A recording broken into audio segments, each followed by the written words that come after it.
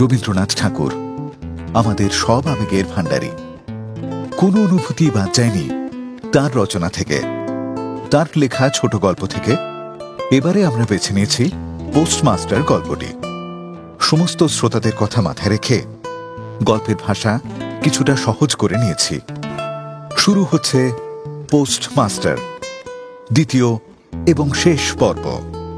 রতনের চরিত্রে গঙ্গোত্রী ব্যানার্জি, আবহ ও শব্দ নিয়ন্ত্রণ অরিজিৎ পাল, গল্পপাঠ ও সমগ্র পরিচালনায় সৌভিক সাহা। মনের ইচ্ছে ব্যর্থ হল না। বালিকা রতন আর বালিকা রইল না। সেই মুহূর্তেই সে মায়ের পদ অধিকার করে বসল। বৈদ্য ডেকে আনলো, যথাসময়ে ওষুধের বড়ি খাওয়ালো, সারা রাত মাথার কাছে জেগে রইল। নিজে পথ্য রেঁধে দিল, বারবার করে জিজ্ঞাসা করল, হ্যাঁ গো দাদাবাবু, একটুখানি ভালো বোধ হচ্ছে? বহুদিন পরে পোস্টমাস্টার রোগা শরীরে বিছানা ছেড়ে উঠলেন। মনে মনে ঠিক করলেন, আর নয়, এখান থেকে যে করে হোক বদলি হতে হবে। শরীর খারাপের কথা উল্লেখ করে কলকাতায় কর্তৃপক্ষদের কাছে বদলির জন্য দরখাস্ত করলেন। রোগীর সেবার কাছ থেকে নিষ্কৃতি পেয়ে রতন দরজার বাইরে নিজের জায়গায় ফিরে গেল। কিন্তু আগের মতো আর তার ডাক পড়ে না। মাঝে মাঝে উঁকি মেরে দেখে পোস্টমাস্টার অত্যন্ত অন্যমনস্কভাবে চৌকিতে বসে অথবা খাটিয়ায় শুয়ে আছেন। রতন যখন তার ডাক শুনবার আশা করে বসে আছে, তিনি তখন অস্থির মনে তার দরখাস্তের উত্তরের জন্য অপেক্ষা করছেন।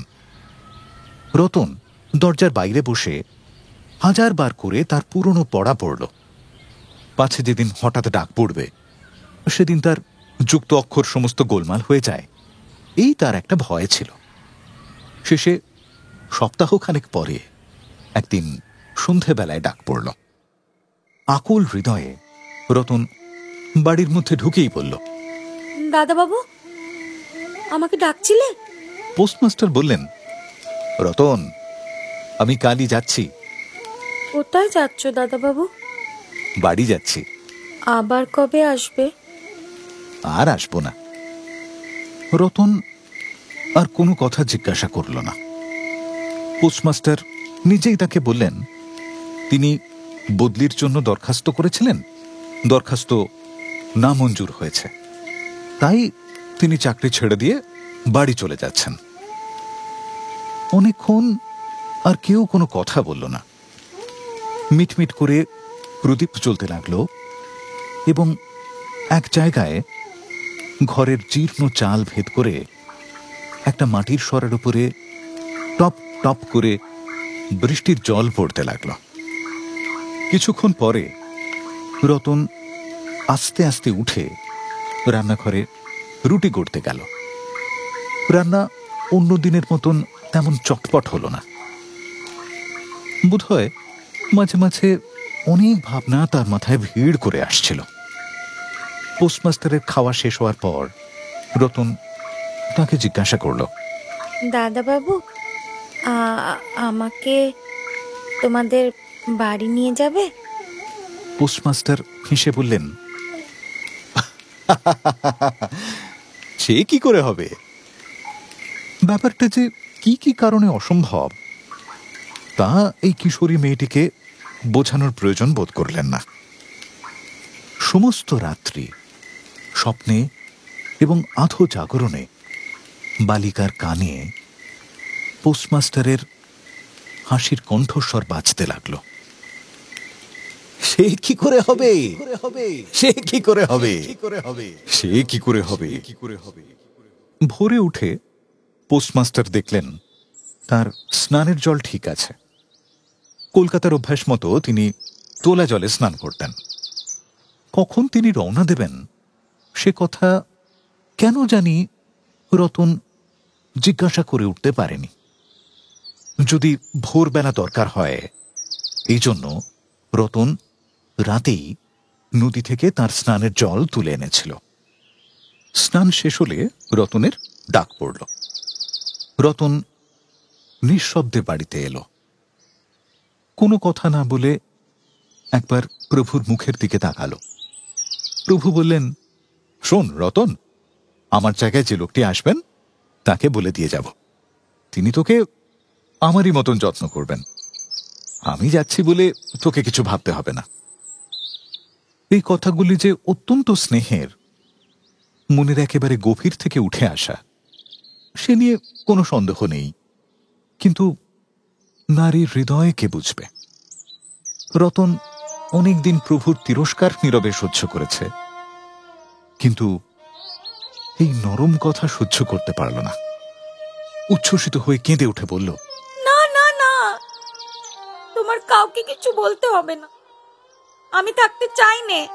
পোস্টমাস্টার রতনের এমন ব্যবহার কখনো দেখেননি, তাই অবাক হয়ে গেলেন। নতুন পোস্টমাস্টার এলো। তাকে সমস্ত চার্জ বুঝিয়ে দিয়ে পুরনো পোস্টমাস্টার যাওয়ার উদ্যোগ করলেন। যাবার সময় রতনকে ডেকে বললেন, রতন, তোকে আমি কখনো কিছু দিতে পারিনি, আজ যাবার সময় তোকে কিছু দিয়ে গেলুম, এতে তোর দিন কয়েক চলে যাবে। কিছু পথ খরচা বাদে তার বেতনের যত টাকা পেয়েছিলেন পকেট থেকে বের করলেন। তখন রতন ধুলোয় পড়ে তার পা জড়িয়ে ধরে বলল, দাদাবাবু, তোমার দুটি পায়ে পড়ি, আমার কিচ্ছু দিতে হবে না। তোমার দুটি পায়ে পড়ি দাদাবাবু, আমার জন্য কাউকে কিচ্ছু ভাবতে হবে না। বলে এক দৌড়ে সেখান থেকে পালিয়ে গেল। পুরনো পোস্টমাস্টার নিঃশ্বাস ফেলে হাতে কার্পেটের ব্যাগ ঝুলিয়ে, কাঁধে ছাতা নিয়ে, মুটের মাথায় নীল আর সাদা রেখায় আঁকা টিনের পেঁটরা তুলে ধীরে ধীরে নৌকোর দিকে চললেন। যখন নৌকোয় উঠলেন এবং নৌকো ছেড়ে দিল, বর্ষায় ফুলে ওঠা নদী পৃথিবীর উচ্ছ্বলিত অশ্রুর মতো চারিদিকে ছলছল করতে লাগল। তখন হৃদয়ের মধ্যে একটা অত্যন্ত বেদনা অনুভব করতে লাগলেন। একটি সামান্য গ্রাম্য বালিকার করুণ মুখের ছবি যেন এক বিশ্বব্যাপী বিরাট অব্যক্ত ব্যথা প্রকাশ করতে লাগল। একবার নিতান্ত ইচ্ছে হলো ফিরে যাই, সেই অনাথিনীকে সঙ্গে করে নিয়ে আসি।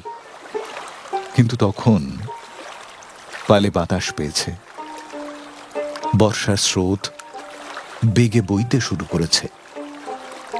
গ্রাম ছাড়িয়ে নদীর ঘাটের শ্মশান দেখা দিয়েছে এবং নদীর স্রোতে ভাসমান পথিকের উদাস হৃদয়ে এই তত্ত্বের উদয় হল, জীবনে এমন কত বিচ্ছেদ, কত মৃত্যু আছে, ফিরে লাভ কি, পৃথিবীতে কে কার। কিন্তু রতনের মনে কোনো তত্ত্বের উদয় হল না। সে সেই পোস্ট অফিস বাড়ির চারিদিকে শুধু চোখের জলে ভেসে ঘুরে বেড়াচ্ছিল। বোধহয় তার মনে ক্ষীণ আশা জাগছিল, দাদাবাবু যদি ফিরে আসে। সেই বাঁধনে পড়ে কিছুতেই দূরে যেতে পারছিল না। হায় বুদ্ধিহীন মানব হৃদয়ে ভুল কিছুতেই ভাঙে না। যুক্তি অনেক দেরিতে মাথায় প্রবেশ করে। প্রবল প্রমাণকেও অবিশ্বাস করে মিথ্যা আশাকে দুহাতে বেঁধে বুকের ভেতরে প্রাণপণে জড়িয়ে ধরা যায়। শেষে একদিন সমস্ত নাড়ি কেটে হৃদয়ের রক্ত শুষে সে পালায়। তখন চেতনা হয় এবং দ্বিতীয়বার বাঁধনে পড়বার জন্য মন ব্যাকুল হয়ে ওঠে। শুনলেন রবীন্দ্রনাথ ঠাকুরের পোস্টমাস্টার গল্পটি দ্বিতীয় এবং শেষ পর্ব। এমন আরো অনেক গল্পের জন্য সঙ্গে থাকুন ক্লিক অ্যাপের।